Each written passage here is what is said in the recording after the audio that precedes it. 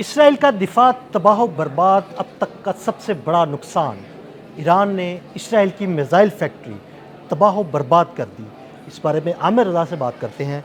आमिर भाई, एक बड़ा ज़बरदस्त किस्म का हमला ईरान की जानिब से किया गया, इसराइल की मिसाइल फैक्ट्री तबाह बर्बाद हो गई। ये सब कैसे और कब हुआ?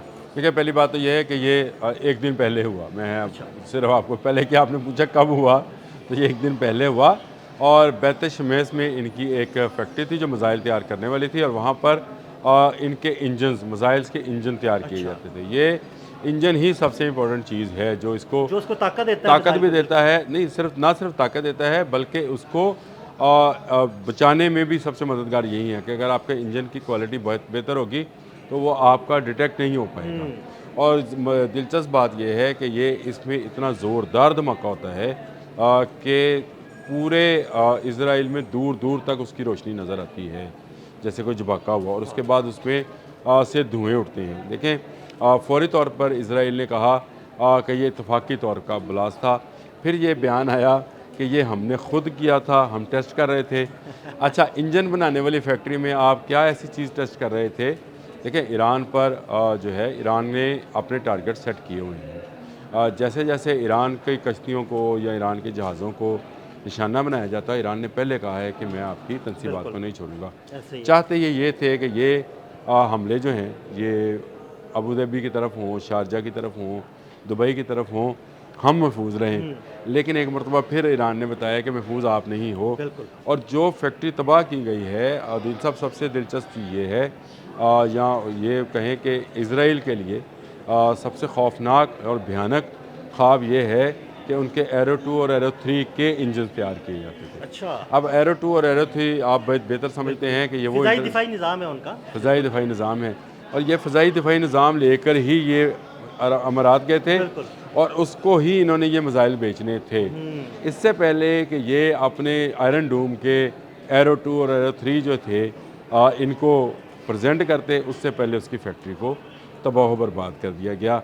अब एरो 2 और एरो 3 की तबाही के बाद आयरन डूम ना सिर्फ इज़राइल में कमज़ोर हो गया, बल्कि मुत्तहिदा अरब अमारात, क्योंकि सप्लाई लाइन कट गई। आमिर भाई, मेरा एक सवाल है, वो सवाल ये है कि ये वहाँ पर धमाका हुआ फैक्ट्री में। अब सवाल ये पैदा होता है कि क्या ईरान की जानिब से कोई मिसाइल फायर हुआ वहाँ पर जाके लगा तो धमाका हुआ? अगर ऐसा नहीं और अंदर से धमाका हुआ, तो क्या वहाँ पर ईरान के कोई जासूस मौजूद थे जिन्होंने ये सब कुछ किया? पहली बात तो हम दो चीज़ें भूलते हैं। एक तो हम ईरान इसराइल की बात करते हैं, ठीक है। ईरान की एक प्रॉक्सी लेबनान में लड़ रही है, उसका नाम है हिजबुल्लाह। बिल्कुल ऐसे ही है। पूरा इज़राइल उसके राकेटों के निशाने पे है। ऐसे ही है। इज़राइल ने लेबनान के साथ जंग बंद नहीं की है। ये ईरानी टेक्नोलॉजी है, और ईरानी टेक्नोलॉजी के ड्रोन्स हैं, इनका हम जिक्र कर चुके हैं। ये वो टेक्नोलॉजी है जो अभी तक इनको भारी नुकसान पहुंचा चुकी है, और इस फैक्ट्री के अंदर कोई मिसाइल ईरान से नहीं आया है, सही। कोई ड्रोन ईरान से नहीं आया है। हाँ, ईरान की प्रॉक्सी हिजबुल्लाह जो लेबनान में लड़ रही है, उसके रॉकेट इससे पहले भी बड़े बड़े नुकसान कर चुके हैं। लेकिन ये नया एक उनको जो नक्शा दिया गया होगा, जो कि सैटेलाइट से आया होगा, कि ये एक जगह है जहाँ पर अगली तैयारी की जा रही है, अगले मिसाइल तैयार किए जा रहे हैं या इंजन तैयार किए जा रहे हैं। समझे, इंजन ही पार्ट होता है, बाकी तो बारूद ही होता है, वो तैयार किया जा रहा है।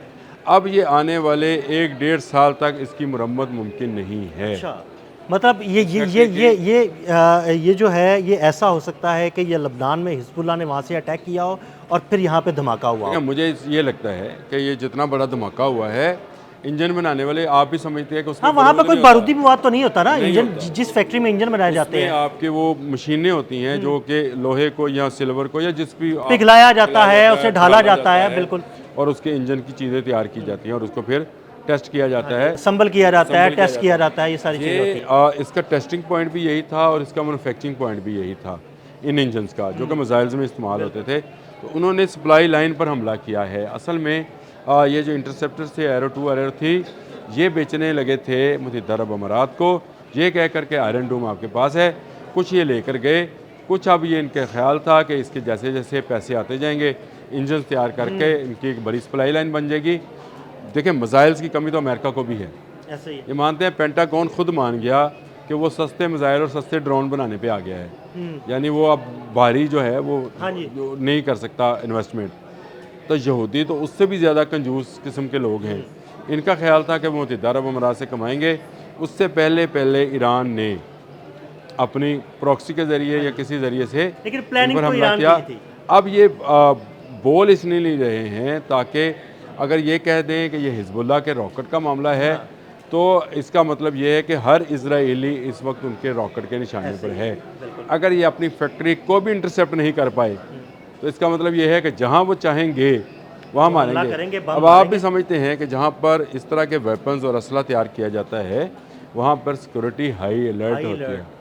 High red high alert, high alert. High high high, मतलब 3-4 दफ़ा आप रेड लगाएं लाइंस, फिर अलर्ट होएगी, तभी आप उसके अंदर तजर्बात करते हैं। इसमें इनके कितने इजरायली यहूदी जहन्नम वासल हुए हैं, अभी तक खबर नहीं निकाल रहे। आज मेरा ख्याल है 35-36 घंटे हो गए हैं इस धमाके, अभी तक ये खबर बाहर नहीं लेकिन निकाल आ रहे। जाएगी आमिर भाई, सामने इन्होंने मीडिया ब्लॉकेट किया, सबसे पहले इन्होंने ये काम किया। इन्होंने कहा कोई मीडिया खबर जारी नहीं करेगा। ये जो तखीर से खबर हम भी देते हैं, मेरी कोशिश ये होती है कि हम पूरी तरह तस्दीक करके। और अक्सर हम आमिर भाई आप ऐसी ये ना इसका हो। जिक्र भी करते हैं कि जब हम कोई खबर देते हैं तो प्रॉपर उसकी क्लिपिंग साथ लगाते हैं कि ये खबर किस अखबार ने या किस जरीदे ने हाँ, शाया ये की। मतलब गार्डियन से आई, टेलीग्राफ से आई, यरूशलेम और पोस्ट से नॉर्मली आई, हम इंटरनेशनल इजराइल से मीडिया आई। का ही हवाला देते हैं। जब आप देते हैं इंटरनेशनल मीडिया का, तो इसका मतलब ये होता है कि उस खबर के अंदर सदाकत होती है वहाँ पर, क्योंकि कवानीन बहुत सख्त हैं। बिल्कुल ऐसे ही। तो अगर हम हवा में बात करें तो उसका असर कुछ और होगा। यही मैं अपने सारे दोस्तों से भी कहता हूँ कि खुदारा आप कमेंट्स बॉक्स में ज़रूर बताया करें, और जो मैं साथ क्लिपिंग देते हैं उन क्लिपिंग को भी देखा करें। हाँ, उसको पढ़ा ये करें ज़रूरी कि नहीं है जो हमने क्लिपिंग लगाई है वो किस खबर की है। और उस खबर के पीछे बैकग्राउंड में क्या चीज़ें हैं। तो हमारा काम तो ये है कि आपको ये बताएं कि इतनी बड़ी फैक्ट्री मिसाइल्स की, जो कि इंटरसेप्टर मिसाइल्स बनाती थी, और ये अपना इंटरसेप्टर सिस्टम ही बेचने मुत्तहिदा अरब अमारात में गए थे। बिल्कुल। और उनका इंटरसेप्टर सिस्टम उस फैक्ट्री को जो उस है ना, फैक्ट्री वो को बचा नहीं सका। बचा नहीं सका, और वो उसको बूस्ट करने के लिए था कि जितने मिसाइल चाहिए बना लेंगे। तो मिसाइल तो अब अमेरिका के पास भी नहीं है, सस्ते मिसाइल बनाने पे आ गए है। इसराइल की ये फैक्ट्री तबाह नहीं, ये वाहद फैक्ट्री थी, ये जहन में रखें, ये इंजन बनाने वाली इनकी वाहद फैक्ट्री थी। और अभी साल 1.5 साल इनको यानी अगर 1-1.5 साल तक वो फंक्शनल नहीं रहेगी तो इसका मतलब है कि वहाँ पर इंजनों की तैयारी नहीं हो पाएगी। वहाँ पे तैयारी नहीं हो पाएगी।